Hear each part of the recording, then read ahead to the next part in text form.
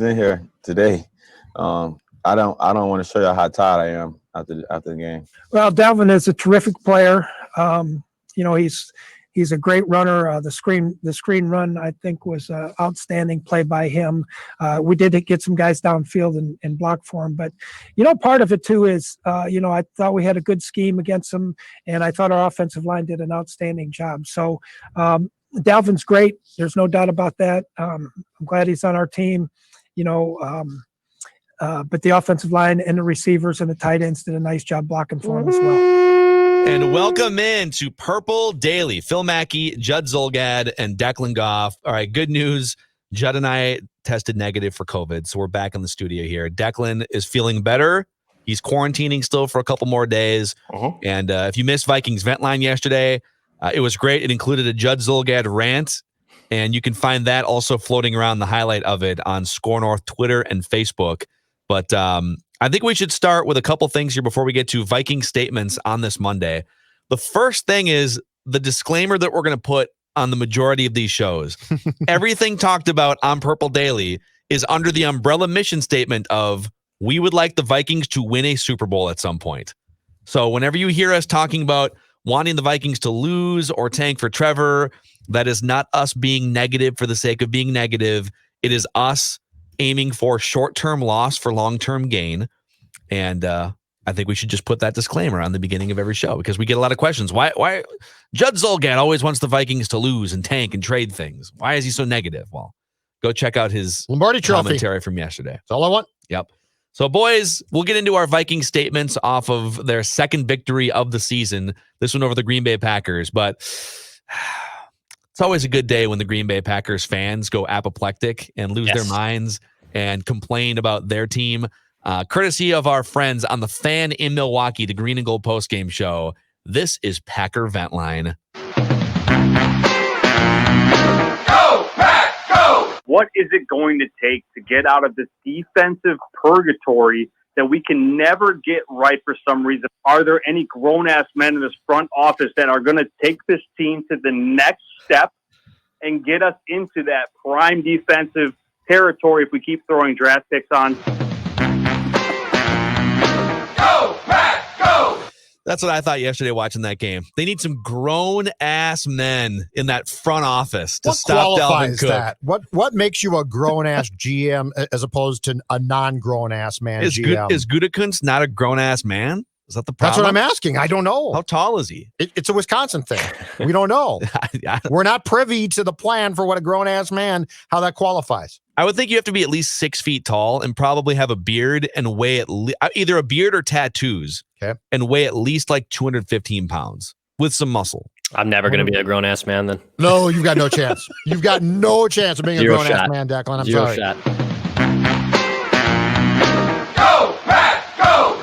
I hear a lot of people talking about making some trades for the Packers or picking up some veteran talent. Gary mentions the Chiefs, and they just went out and got Le'Veon Bell. But wouldn't that go against what the Packers have done for the last 10 years? We never pick anybody up and make trades. And we want to just keep our draft picks because we got 10 of them next year, and we can get ready for the Jordan Love era because that's what we do in Green Bay. Isn't that what we're all about here? He's been a little facetious, right, Bill?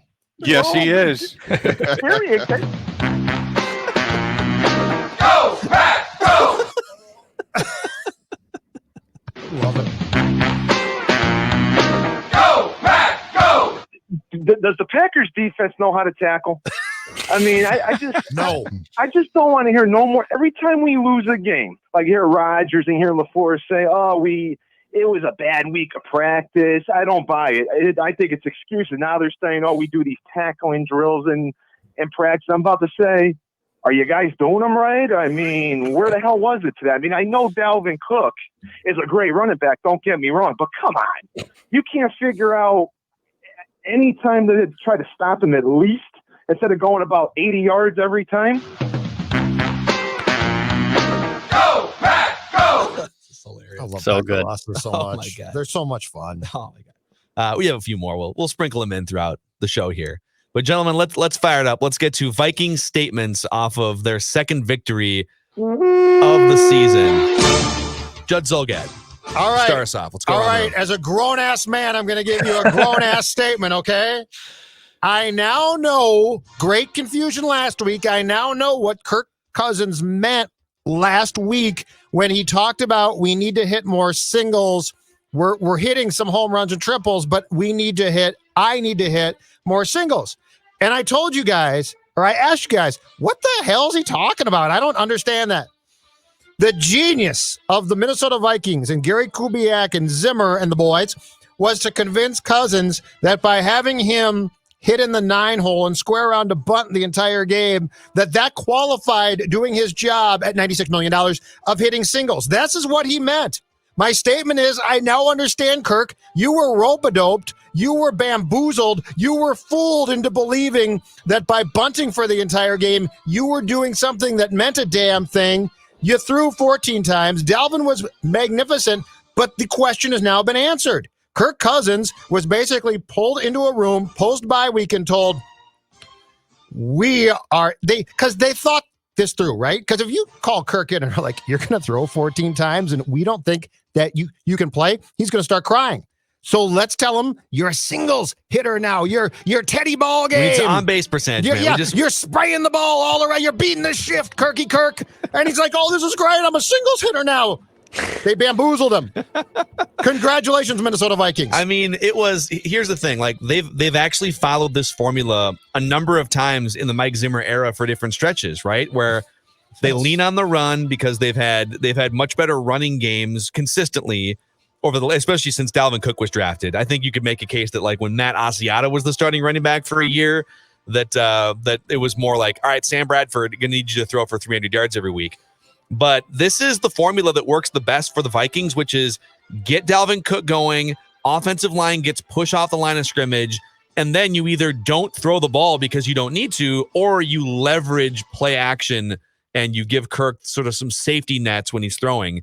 And yesterday, they were so good at part one in dimension one, they didn't even have to go into part two, which is leverage play action. He only threw the ball 14 times in that game. And what was Kirk's per attempt average?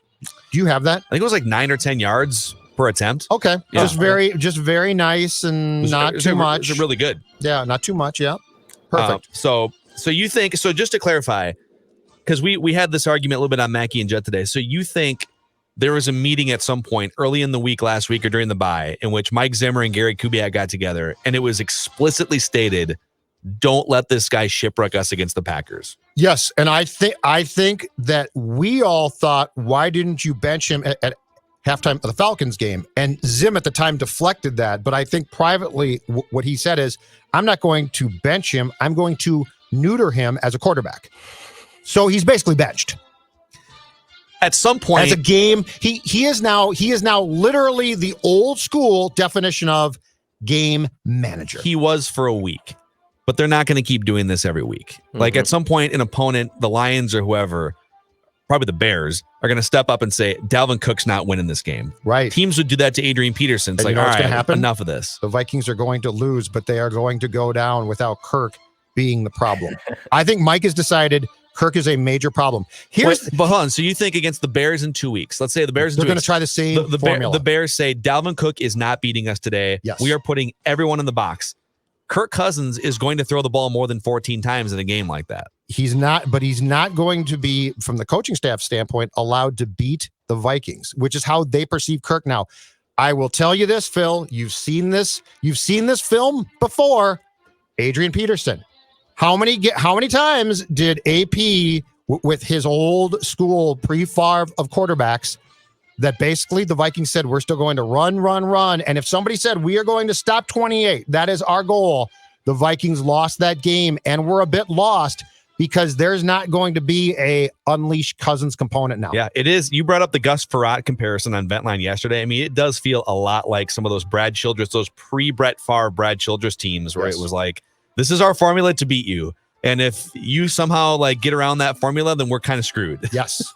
No, so, that's exactly it. All right, Declan, you're next. Statements game. My first statement is that Dalvin Cook is the single most important piece in this Vikings offense. It's not the quarterback, Kirk Cousins. It's not the dynamic rookie wide receiver, Justin Jefferson. It's not the great veteran, apparent Minnesota native, Adam Thielen. It is Dalvin Cook. Dalvin Cook is the single most important piece to the Minnesota Vikings having success in 2020 and beyond. And I know it's a very controversial take to give a running back that much money.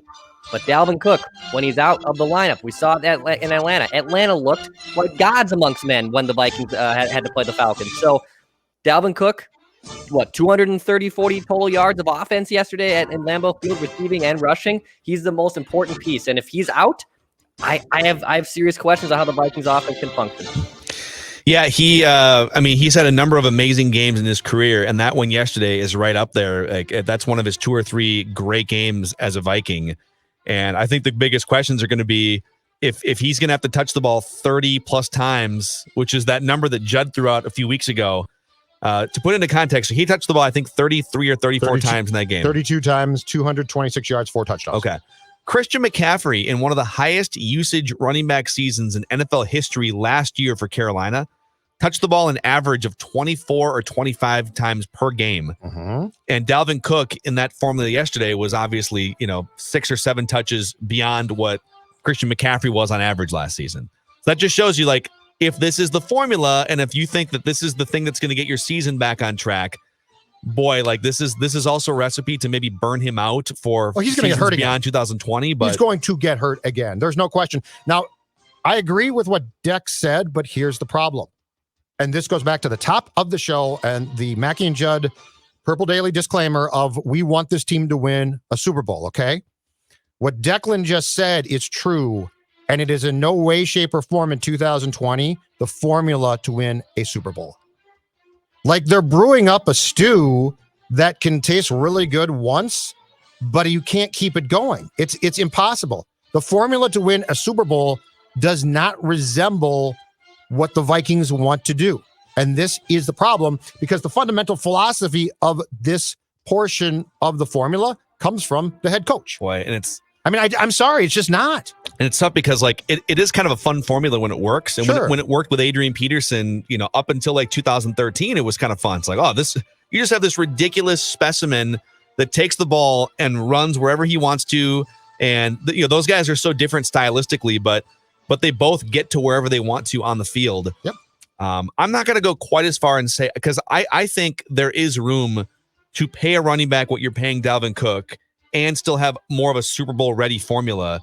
I just think the rest of your roster construction has to be different, and your quarterback can't also be making $33 million. That's my point. Yeah. You can't be paying a quarterback $96 million and be afraid of him.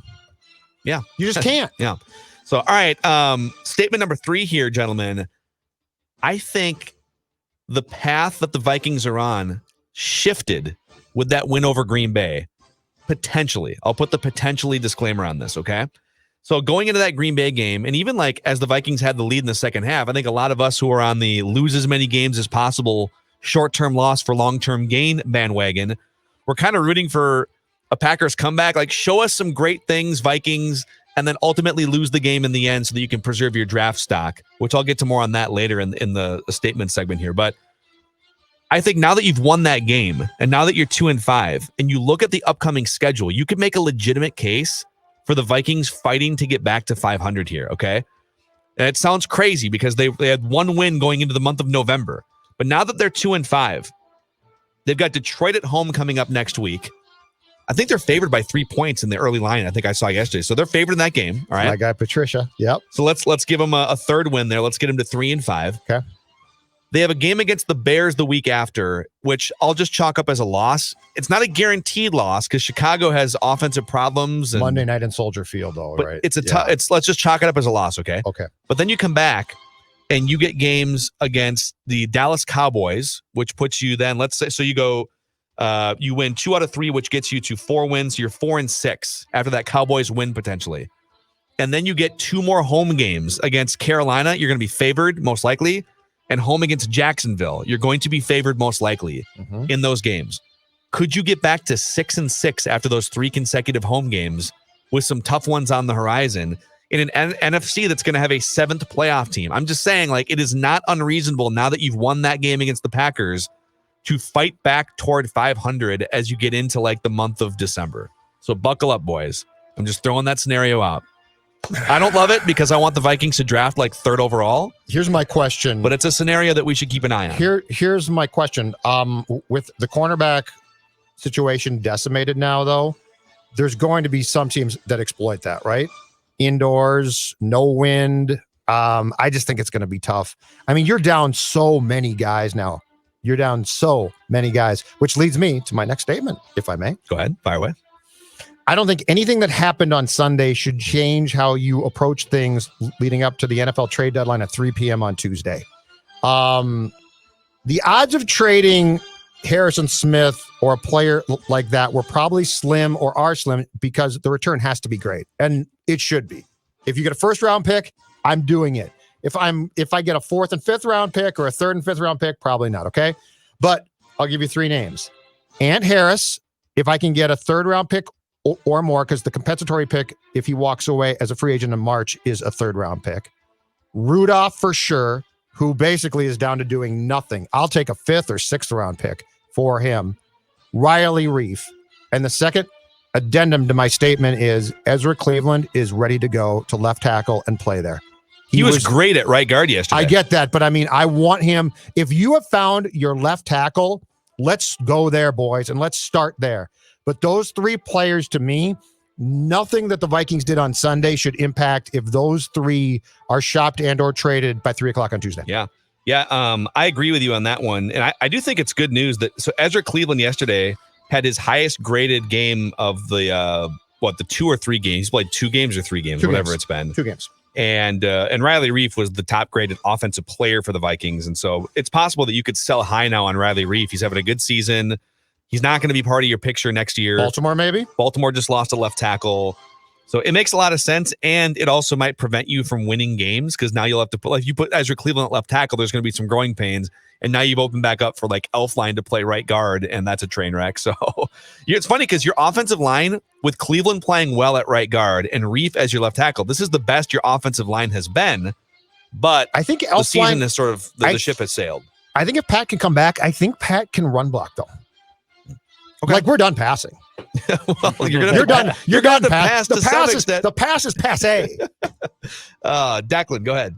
Yeah, I'm not going to ask for a trade, but I'm going to ask Rick Spielman to go out on the free agent wire and pick up this player because the Vikings need him, especially after yesterday.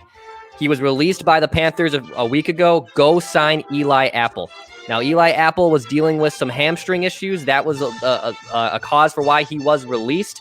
He missed the first 3 games. He played in some special teams in week 4. This was a guy who was a top 10 pick not too long ago. And with your cornerbacks regimen just absolutely decimated by injuries right now, even if Eli Apple isn't 100% healthy from those hamstring issues, it's worth the flyer. It's worth taking a veteran minimum on it. I think it'd be foolish for them to not at least pick up the phone and give him a workout, for God's sakes. So I think if Rick Spielman, if you're listening to your favorite COVID Vikings fan over here, go sign Eli Apple. He's available in free agency. And knowing my luck, by the time this posts, I'm sure Eli Apple will sign with the Bears or something. But I think Eli Apple would be a perfect fit because it couldn't hurt. He had a PFF grade of 55, and that's not great. But it's better than Jeff Gladney. It's better than Mike Hughes. It's better than Cameron Dantzler, dude. Go sign Eli Apple. All right, we need to have an intervention here, okay? I'm only with you on this if you're talking about Eli Apple for the next 3 years.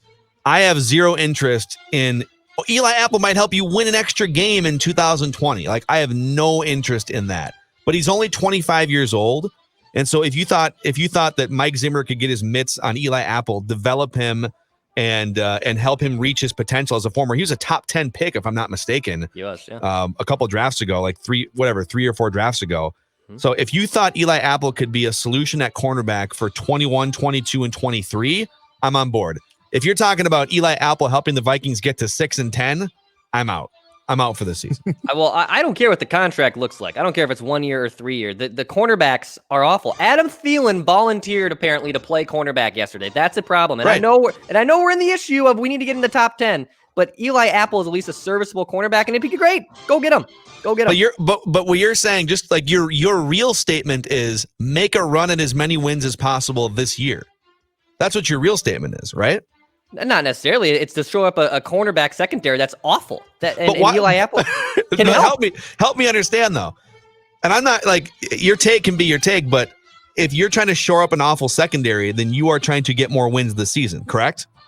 Not necessarily. I just think it could be better. The quarterback group would be better with Eli Apple there. The Vikings deserve their punishment based on the fact that every one of us told them to do this move in the spring and summer, and they did not. Yeah. Shame on them. I don't ever want to hear them complaining. They made their bed by being haughty and by saying we can coach these guys up with, by the way, no off-season program to speak of. You know what? They deserve exactly what they've gotten. And what I'm doing is I'm just trying to pull out the real take within here. Like I want you to just say it. I want you to say, damn it, I think the Vikings can finish 500 and make some noise if they get to the playoffs. And Eli Apple is going to be part of that. I'll say this. It sounds like you're stopping short. It's a no-lose situation because my guy Zach Wilson is going to be available wherever the Vikings are picking. So that's all I care about. I don't know about that. I'm curious on a him. BYU Zach quarterback's Wilson. not going top 10. Zach Wilson's scouting report. Well, I mean, Steve Young. There's some big-time quarterbacks go top 10. Well, we'll see. We'll see. I mean, the Vikings might still have a chance to pick top 10. But here's my next statement. Speaking of the defense, all right? Yep. Even without Eli Apple, yep. Yesterday was one of Mike Zimmer's greatest defensive masterpieces as Vikings head coach. And I know that there were some great games he's had games against Drew Brees and he's had other games against Aaron Rodgers.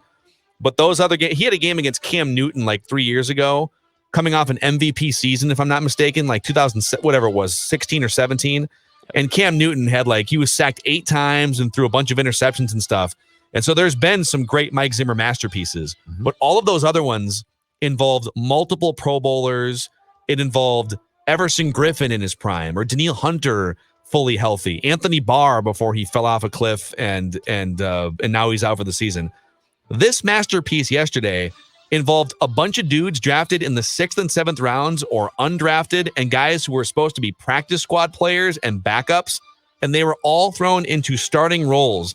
And so you basically had Harrison Smith, Eric Kendricks, Ant Harris, and a bunch of random dudes stifling Aaron Rodgers for 3 hours yesterday and making them look embarrassing and causing classic Aaron Rodgers body language and rolling of eyes and things like that. Started chuckling.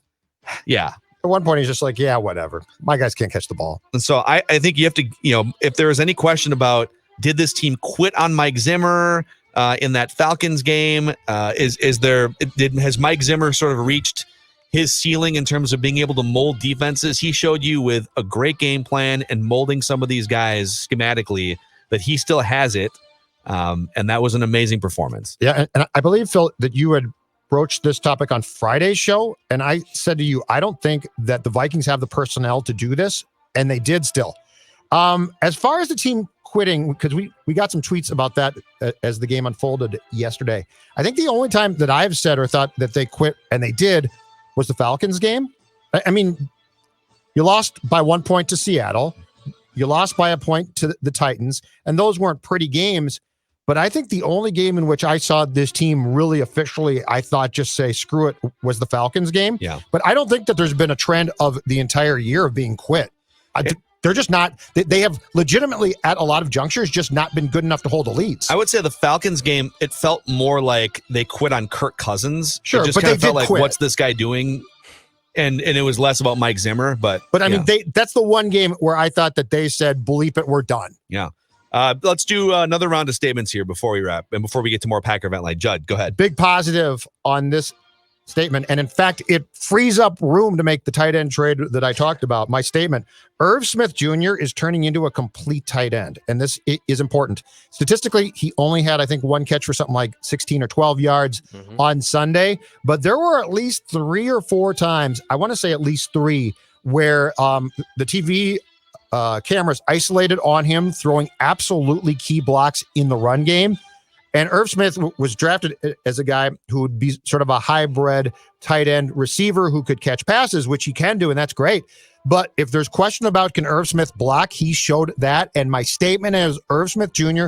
is turning into the type of complete player that makes trading a guy like Rudy, I think, much easier because he can be replaced without it being a big concern. Yeah, just for people wondering, snap counts yesterday, basically 50-50. Irv Smith Jr. played 41 snaps and Kyle Rudolph played 39. Now, they were on the field together for a large chunk of those snaps, but it's basically a 50-50 snap split between the two of them. Irv Smith was out there for 15 pass plays, Kyle Rudolph for 10 pass plays, and Irv Smith had one of the best overall offensive grades of anyone on the team yesterday per Pro Football Focus.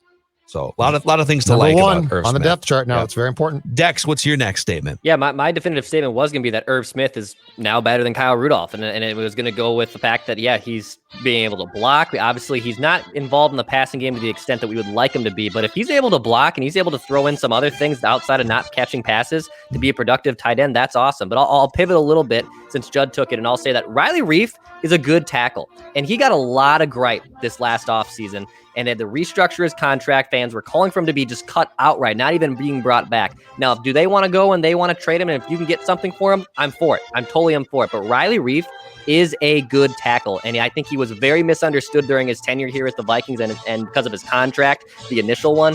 But he's a good tackle, dude. 80 grade yesterday. He was the best offensive player against the Packers. So Riley Reiff, congratulations. He's a good tackle. And it's another flipping of the bird to Vikings fans. That's very true. Yeah. How about, I'm just pulling up for the entire season so far. Brian O'Neill. So among, let's see here, how many tackles have qualified for this list here? Of the 80 tackles who've played at least 20% of teams' snaps, Brian O'Neill is rated the 15th best offensive tackle in the NFL, according to Pro Football Focus. We'll get to some more of this on the Nerd Football segment tomorrow. Riley Reiff is 39th. But he's better when it comes to pass blocking. He's up in the top 20. So final statement for me here before more Packers vent line for you guys. I've got two of them actually. One that'll segue. I'll give you back to back here because I'll give you one that segues into Packers vent line. Mm-hmm. The Vikings are officially out on the Trevor Lawrence sweepstakes. So bravo for staying in it for a half a season. But the New York Football Jets, my God, like I know they're playing the Chiefs yesterday. Pat Mahomes goes for 400 yards and 5 touchdowns against that ridiculous Jets defense.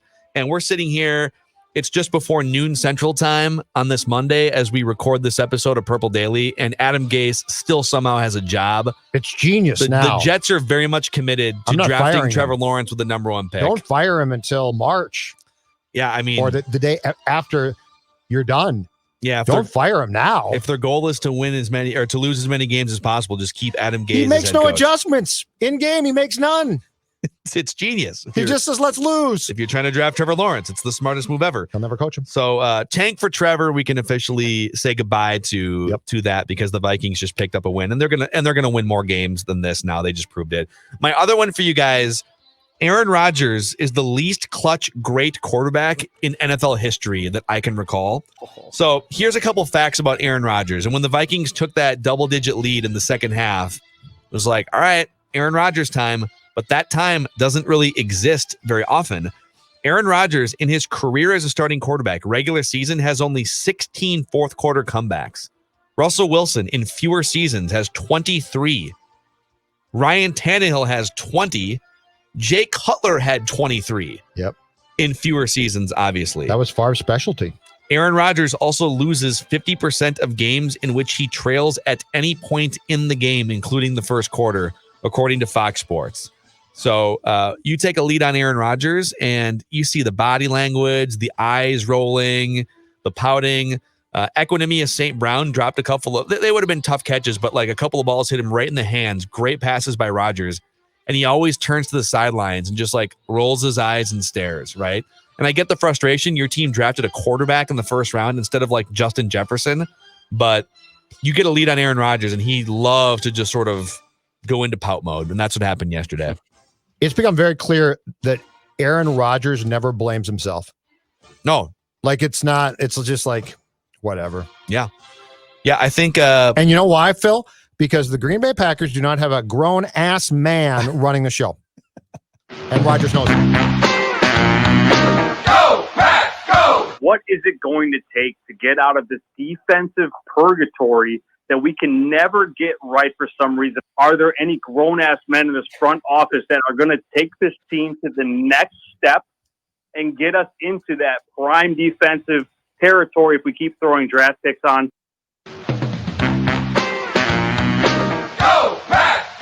Man, I'm stuck in like the Twilight Zone right now to watch what I just saw earlier. Like this is crazy. I don't get it. Like one part of me wants to say, okay, I'm not even really like. I feel like I'm numb. Like I understand that we play with without our starters out today, but like you said earlier, Gary, like Minnesota did too, and the defense didn't get a stop until the fourth quarter. How do you sit up there and call yourself a defensive player, an NFL player, if you can't get a stop within 3 quarters of a game? That is inexcusable. Go, Pack, go! So, poor Packer fans. Oh, yeah. I bleed for them. Poor Packer fans. Such a rough life you guys lead. Brett Favre for 15 years. Aaron Rodgers for 15 years. Only 2 Super Bowls. No. But the Vikings have none. Yeah, I mean, the Vikings have Christian Ponder and Kelly Holcomb. A new quarterback, like every year in the 25 90s. quarterbacks in that time or something. 30 quarterbacks. It's ridiculous. In fact, that's a question that came up on Ventline yesterday. We should do this maybe on tomorrow or Wednesday's episode of Purple Daily. If you were to give Mike Zimmer and how great of a defensive mastermind he is, if you were to have given him Aaron Rodgers for the last 6 years, would the Vikings have at least 1 Super Bowl? We should let's do that for the Wednesday State of Kirk Cousins episode. Okay. Like look what Mike Zimmer did with like bubble gum and a 9-iron for ingredients yesterday. He made Aaron Rodgers look clueless, and it was a bunch of 7th round draft picks running around. Least, yeah, that's true. Yeah. So that's a wrap. Unless you guys have any other final statements off yesterday's Vikings win. No, I'm good. That's a wrap on this episode. Irv Smith, go. You're good.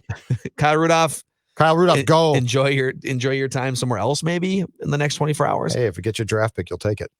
Mike Zimmer did, by the way, yesterday say that outcome yesterday has no bearing on the Vikings discussions one way or the other for trades. That he basically said, like, it's not even really about the wins right now. It's they're so buried in the standings, but they could rattle off some wins here. We'll see what happens. Thanks for hanging out with us on Purple Daily. Phil Mackey, Judd Zulgad, Declan Goff, and we will see you guys tomorrow.